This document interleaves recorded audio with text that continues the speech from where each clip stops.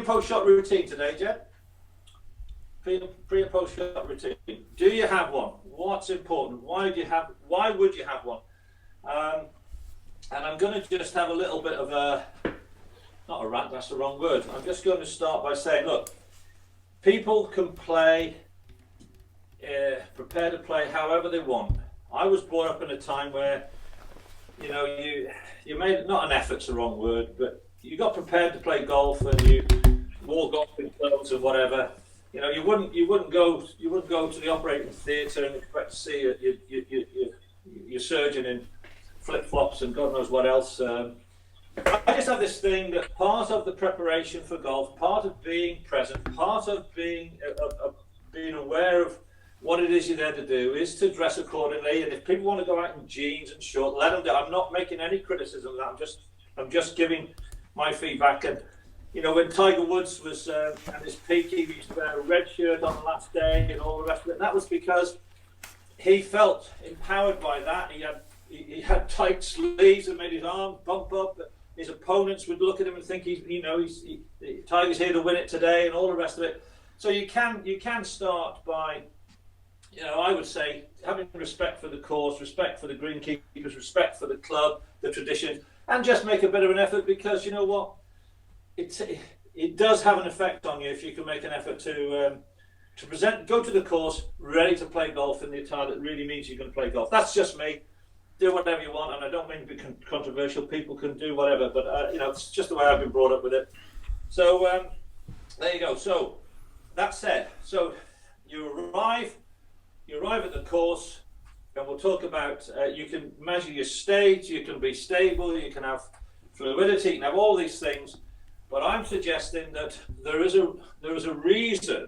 If you get the reason why a pre and post shot routine can have a massive effect on the ability to hit the ball more consistently around the golf course. So if we turn around if we take a look at the shots, let's say somebody takes 100 shots, and let's say that they are taking a second and a half per swing. That's just over 2 minutes of golf in a round.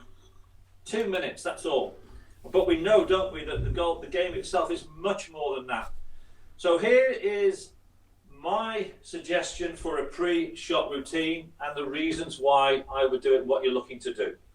The first thing I would do, and can you see the ball in that slide, in that shot, Jen? No, not quite. All right, let me just. Sorry, I must have nudged that when I put me.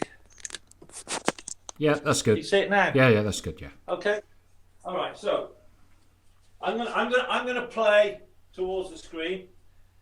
So I get to my golf ball. The first thing I'm going to say is I am not going to make any decision whatsoever, or any assessment, or any judgment, or anything on the shot that's ahead when I'm 30 or 40 yards away from the ball.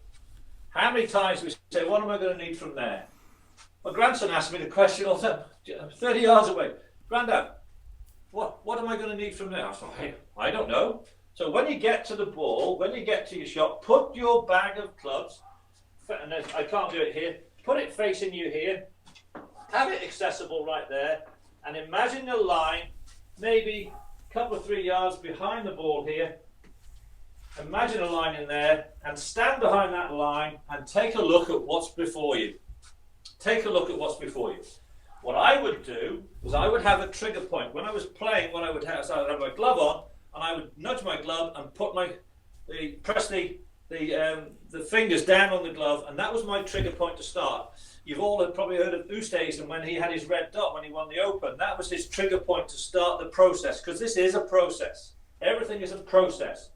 So you have something that triggers that process. So I used to do this. I stand behind the ball. I haven't got a club in my hand. And this line here, this side of the line is my thinking zone. It's my analysis zone. It's where I ask all the questions. It's where I make the decisions. So I stand there and I allow myself to absorb the information. You do this very quickly. I see the shot that's required to get me to my target.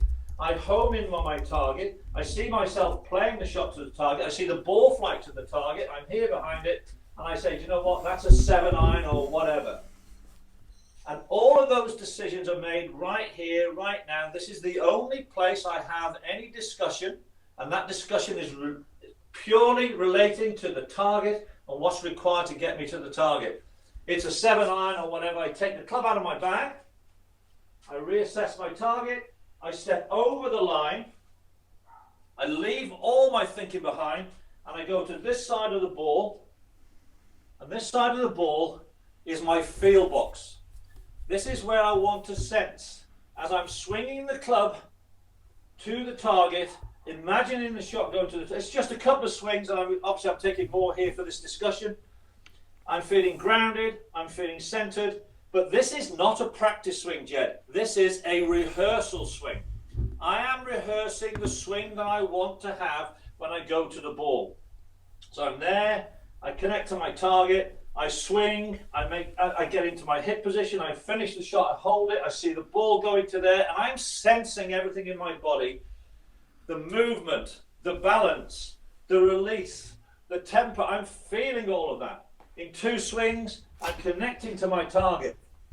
When I've done that, I go to my ball, I reset, and I reset to my target, and I go. And I go. Now, there are a couple of important things there. I see a lot of people having a couple of swishes like this, which mean nothing. What does that do? It doesn't give you any feedback. They do all of this, then they go to the ball, and they wait. And they wait. And they wait. And they wait. Now, my question is, what is there to wait for if you've prepared properly here? At what point does that conversation come in here about what it is you've got to do? So what I would say is that you do all of this, and within 5 seconds, you go. There is an 8-10 second rule that once you've gone past that, you've lost all of the stuff that you've built up in that field box. It's gone. I say with us as players, it's about 5 seconds. It's not 10. So you must go.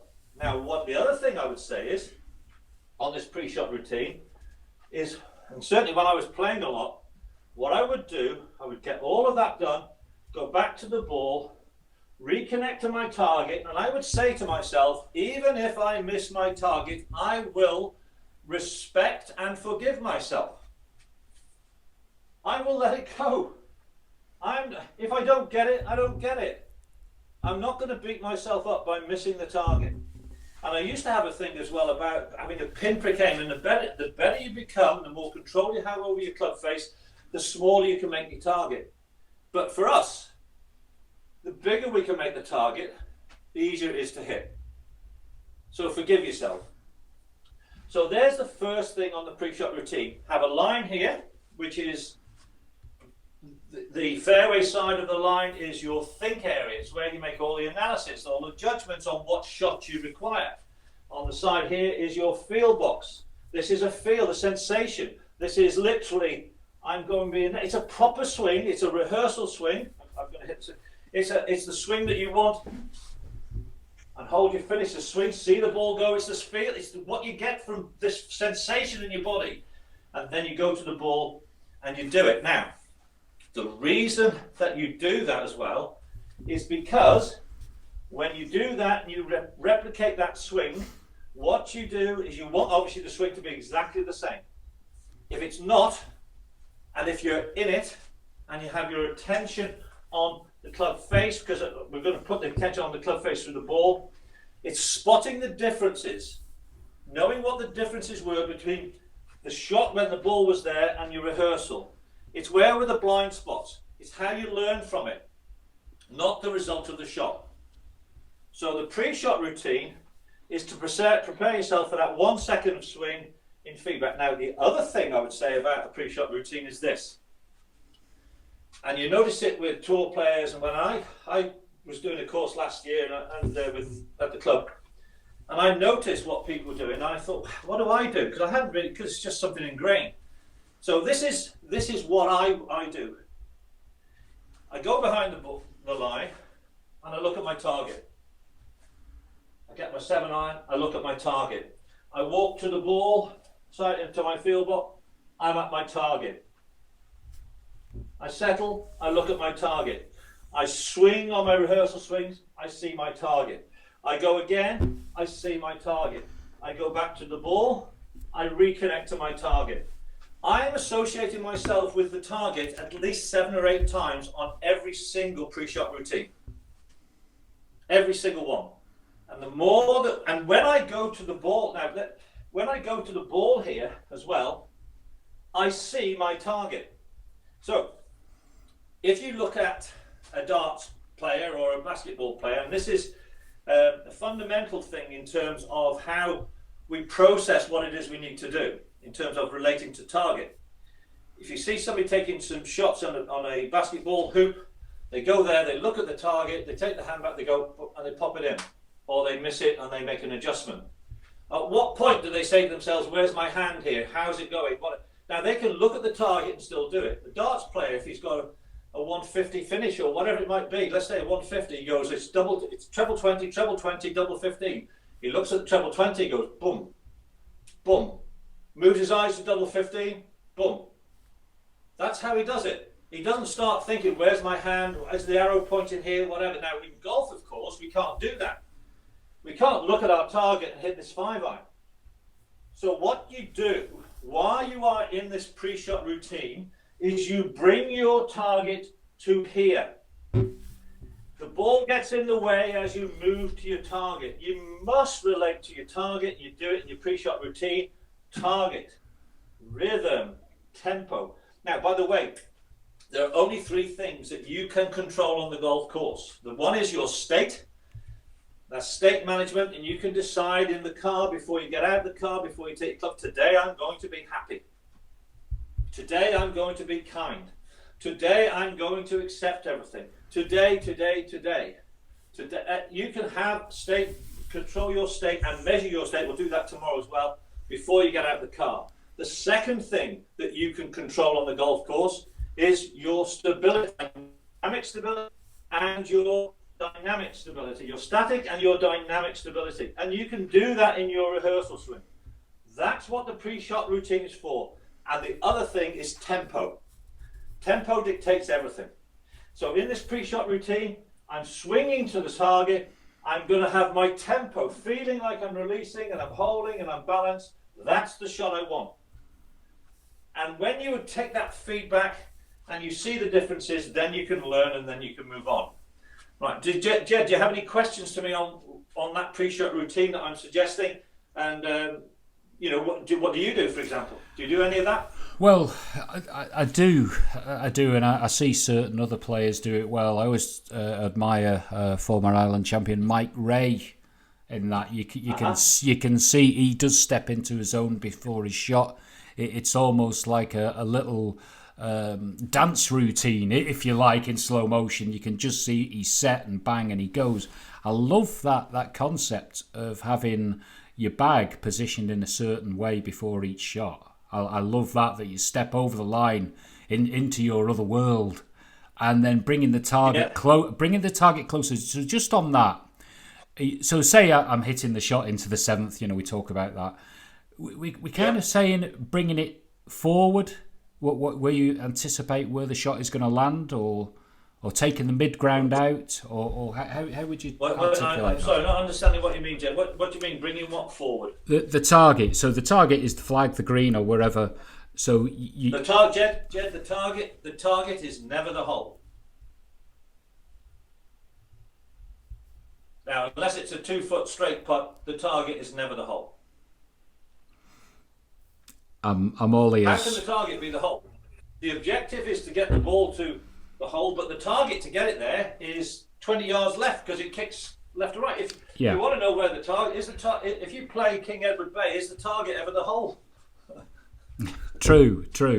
And we love King Edward Bay, by the way. The ball is going to run. Look, the ball is going to run, and you're going to put spin on the ball. You hit it left or right, whatever. If you want the ball to end up in the middle of the green, and you hit the ball 10 yards left or right, how can the middle of the green be your target? Right. What I was trying to visualise is the mid ground that shouldn't come into play. You see what I mean? Yeah. Right. The mid ground. There's no mid ground. Yeah. Let me give you a real experience on that. And we used to have a home in Florida, lovely home. You know, typical Florida golf and whatever. And Jan, my wife, plays social golf, and clubs are over there. We go out, and we play this 9 holes she hasn't played before. It's a beautiful 9 holes, and this particular hole, absolutely stunning golf hole. There's all this water on the right, and there's bunkers up here on the left, and all this. You know. So I stand there on the tee, and I said to Jan, I said, right, now, just so you know, there's some stakes there, and you see, that's water over there, actually on the right, Jan, there, over there. And those bunkers over there on the left, she said, why are you telling me that? She said, all I see is the green bit where the ball's going to land. Right? There's nothing in between. Yeah. It doesn't matter what's there, you take a club that's going to put you to your target. So this is where this assessment comes in. You get there, I'm comfortable with this shot. I'm comfortable with this, how I see the ball. This is in my comfort zone. I know that if I get into my shot in here, that this club is going to get me to where I want to be. I'm comfortable with that. There's no doubt about that. Then I step into my field box. And here I'm really feeling my body and my connection and my flow. And if you want to get into the zone, the first thing, and you want to be in flow in the shot, the first thing you do is you have an undeniable target. A target that is in your skill set, that you can commit to. You will not get in flow and in the zone and releasing the club, etc., if you have a doubt. So you take all of that analysis, all of that doubt away here. You step over that line and you get into a field box. That's gone. There's no more discussion. This is feel. And then when you go to the ball, this is do. This is action. This is send the ball to target. Now, and have an attention. So you hit here, you've got this feeling, this flow. You go back here. My intention is to send the ball to that target. My intention gets my attention. So your attention to do that is here at the ball. Square target and release the target. And if you then don't hit the shot that you want, something has changed in that swing, because here, in that pre-shot routine, it was going to target and you were swinging to send it to target. And if you were swinging like that, generally speaking, you would have got the ball to target. So something changed. So my question would be, where did that change? Where did I lose that? Not where's it gone? And that's where the post-shot routine comes in. So you've hit a great golf shot. It's absolutely gone as you want. I stand there. You can have a momentary self-congratulation. Oh, that was great. Love that. But what did you love about it? Was it the result? Maybe a little bit. But really what it was that fantastic application of this rehearsal swing to the actual swing. And you've done what you wanted. And you've delivered it with flow and turn. And that's the feeling. We play golf for solid hit. That's why we play golf, Jen. The sensation that we get of that ball flying off the club from the middle of the club with little effort. How the hell did that happen? It's a fantastic feeling. And the feeling of movement itself. So I'm going in now, I've hit this shot, it's gone where I want, and I go, wow, that felt great. That was great, fantastic. Club in the bag. In the bag. 3 paces, 5 at most, gone. If the shot is not the result that I was expecting, that I've lost the swing somewhere, I won't leave this scene here now with the feeling or the sense or the awareness or whatever I like to put on it that didn't go as I wanted. What happens is, there's no ball here now, it's gone, it's in 6 inches of rough, I've squirted it right. Do you know what? Yeah, that was it. Yeah, slow it down. Yeah, there we go. That's what I wanted. If I do that next time, I've learned from that bad shot, because you can learn on everyone. Put the club in the bag, 3 or 5 paces, and it's gone. Because we never play the same shot twice, we never have the same swing twice, we never have the same position twice, ever in golf. It is a continual path, a journey of learning. That's what we should be doing in golf. Learning, it's like life. It's just, it mirrors life. It's learning. Every single, what have I learned from that? Wow, there you go. So pre-shot routine is that. Post-shot routine is not a criticism. It's not a judgment. It's where did I lose this? Remember I talked about measuring it? Am I in the shot? start to finish. That's what it's about. And if you're not in the shot start, you're in the shot start to finish, I'll bet on the rehearsal swing. There you go. And then something changes when the ball gets there and you lose it somewhere. The ball becomes your target, you go after it, whatever. Where did I lose it? What is it I can do on the next one? Without judgment. Okay, so that's how I would have pre-shot and post-shot routine. It's about the feedback you give to yourself. It's the sensation, the feeling that you get. And I can take the moment as well to explain this to people. When people go on the range, they swing it well, they hit the ball great, and they can't take the range swing to the golf course. Have you heard that one, Jeff? I mean, it's so common, isn't it? All the time. And that is because when they're on the range, they're thinking technical, they don't take the right thing from the range to the course. The right thing to take from the range from the course is the experience, the feeling that you got when that happened. It's not how it happened, it's the feeling, the sensation. You want to create that feeling in the rehearsal swing of balance, of flow, uncommitment. And it relates to the shot you go into play. So it's that feedback you get. And that's why you can't take, people don't take the swing from the range to the course. They take the wrong thing. They take a technical thought. Are my hands here? Am I doing this? It's about the sensation in your body, the feeling you get, the awareness, the mind and body working together to get in there, and connection to this target. Target, target, target. The ball will go to target. The more you swing to it, the more you think about it, the more you feel it, the more you sense it in here. Bring the target in here. Don't leave it detached. I see my target. Target. Okay? You mentioned you mentioned before about triggers and Louis Oosthuizen and maybe little, you'd call it rituals, wouldn't you? It could be like just it's a process. It could be like tweaking your collar, just hitching your trousers. You know. Yeah, it could be scratching your hair. Anything that's a trigger. Anything that you do that sets the motion. This is it now. This is my. As I say, I the glove. I go like this, and now I'm off. Glove is settled. Now I'm off.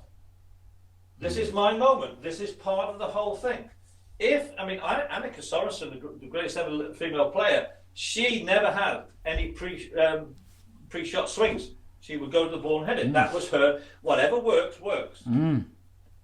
What I am saying is there has to be a routine, a process.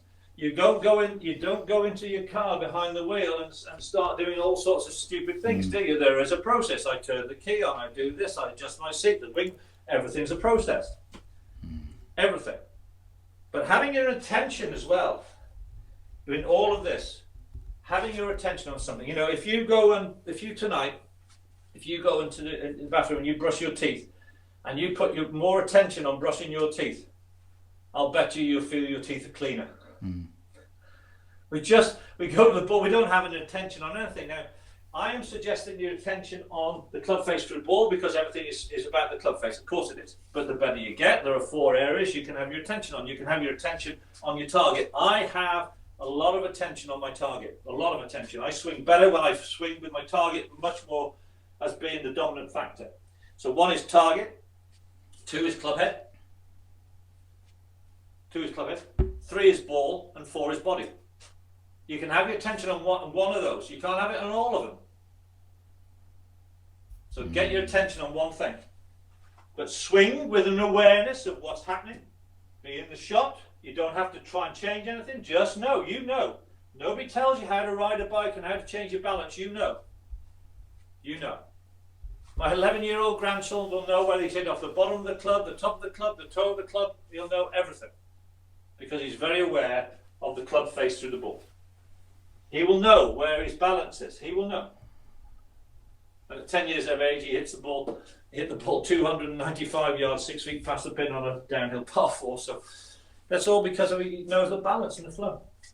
Blimey. That's it. I think it's worth just taking a bit of time out from perhaps racing onto the golf course and racing round and not thinking, and just taking time to consider all these aspects, all these points.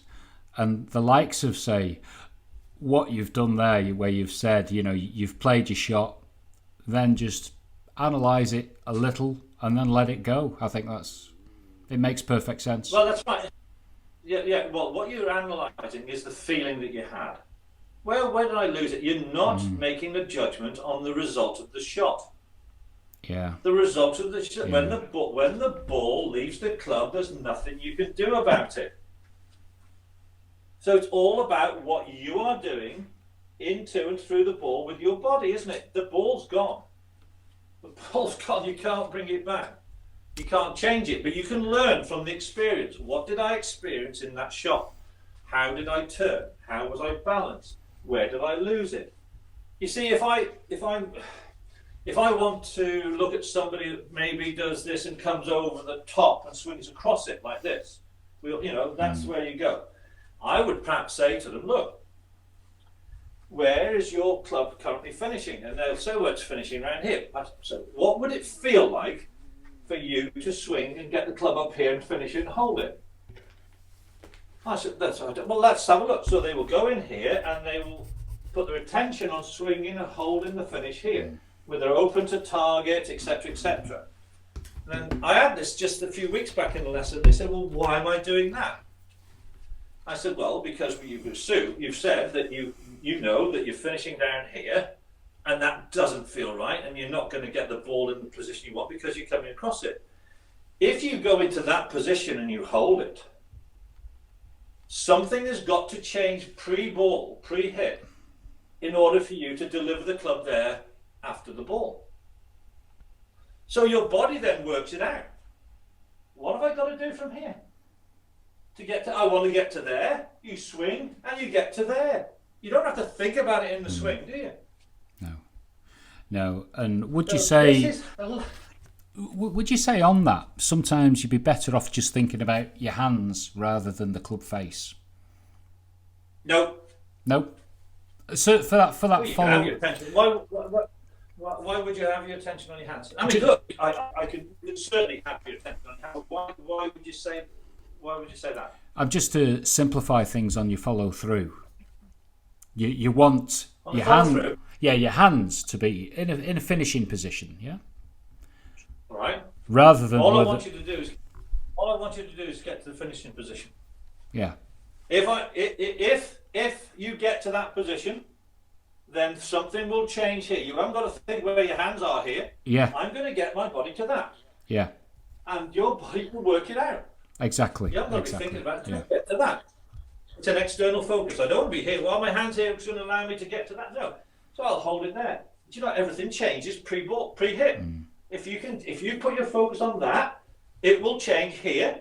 Put your attention on square and go to that. Yeah. And away you go. It changes everything. So being aware of what your body is doing. Where did I do? I want to finish there, and I finished here. Okay, that's why it's squirted. Right, okay. So I'm not going to leave the scene here now until I go to that. That's where I want it to be, not down here. That's what we're talking about. Yeah. Getting that feedback and making the change and moving on. Take notes. Okay. That's brilliant. Another fantastic lesson, John. I'll be watching this one again.